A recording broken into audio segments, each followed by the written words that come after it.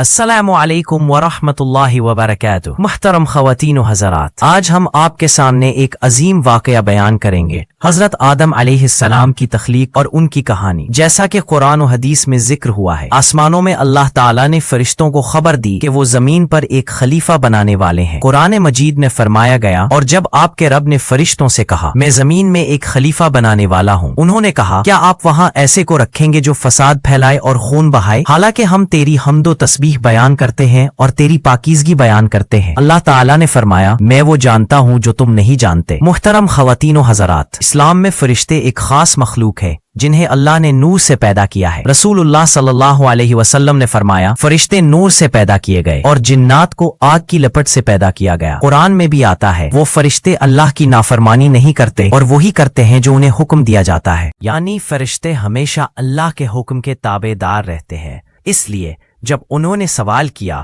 تو یہ نافرمانی یا حسد نہیں تھا بلکہ حکمت جاننے کے لیے عرض کیا۔ اللہ نے فرمایا میں وہ جانتا ہوں جو تم نہیں جانتے۔ اللہ تعالیٰ نے مختلف حصوں کی مٹی سے حضرت آدم علیہ السلام کو بنایا، سرخ، سفید، سیاہ، نرم اور سخت مٹی، تاکہ ان کی اولاد بھی رنگ و مزاج میں مختلف ہوں۔ رسول اللہ صلی اللہ علیہ وسلم نے فرمایا اللہ نے آدم کو زمین کی ایک مٹھی سے پیدا کیا، اسی لیے ان کی اولاد میں سرخ، سفید، سیاہ، نرم، سخت، پاکیزہ اور ناپاک سب طرح کے لوگ ہیں۔ ایک اور حدیث میں ہے کہ آدم علیہ السلام 60 ہاتھ لمبے تھے، یعنی جنت میں ان کا قد بہت بڑا تھا۔ پھر زمین پر آتے ہوئے ان کی نسل قرآن میں فرمایا گیا اللہ نے انسان کو کھنکھناتی مٹی سے پیدا کیا جیسے برتن کی مٹی۔ 40 سال تک حضرت آدم علیہ السلام مٹی کی ایک شکل میں پڑے رہے۔ اس دوران ابلیس آ کر ان کو دیکھتا اور حسد کرتا، وہ ان کو مارتا اور کہتا تو کچھ نہیں، اگر میں تجھ پر غالب آیا تو تجھے تباہ کر دوں گا، اور اگر تو مجھ پر غالب آیا تو میں تیری اطاعت نہیں کروں گا۔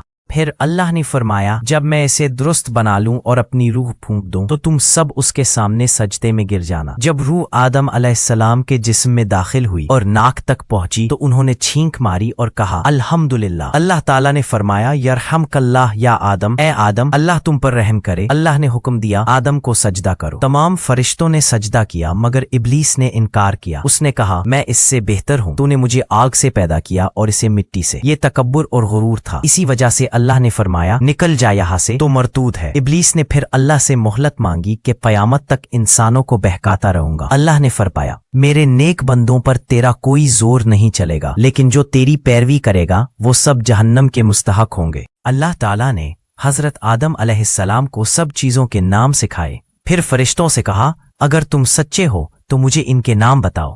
فرشتوں نے کہا پاک ہے تو، ہمیں صرف اتنا علم ہے جتنا تو نے سکھایا۔ پھر اللہ نے آدم علیہ السلام کو کہا اے آدم ان کو ان کے نام بتاؤ۔ جب آدم علیہ السلام نے سب نام بتا دیے تو فرشتے اللہ کی حکمت پر حیران رہ گئے۔ اللہ نے آدم علیہ السلام کو حکم دیا کہ فرشتوں کے پاس جاؤ اور کہو السلام علیکم۔ انہوں نے جواب دیا وعلیکم السلام ورحمۃ اللہ۔ اللہ نے فرمایا یہی تمہارا اور تمہاری اولاد کا سلام ہوگا۔ اللہ تعالی نے جب حضرت آدم علیہ السلام کو تمام چیزوں کے نام سکھائے اور پھر فرشتوں کے سامنے پیش کیا تو یہ ایک بہت بڑی حکمت تھی۔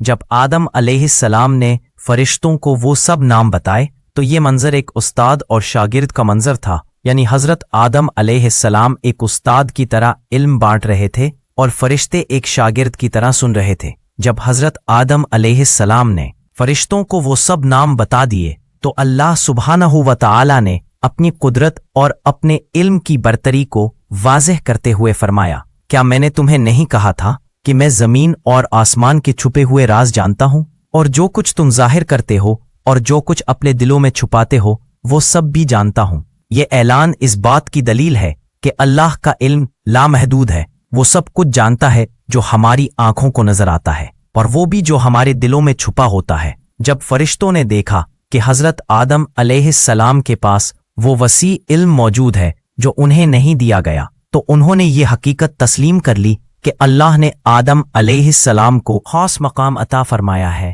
یہی علم انسان کی عزت اور برتری کی اصل بنیاد بنا۔ یہ وہی دولت تھی جس نے حضرت آدم علیہ السلام کا مرتبہ فرشتوں سے بھی بلند کر دیا۔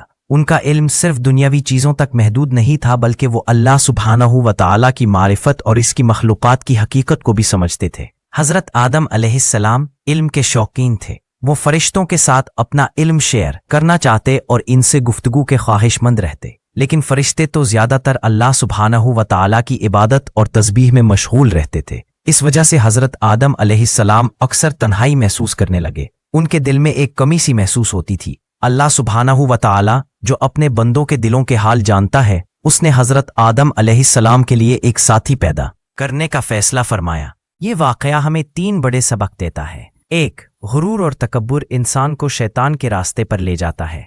2.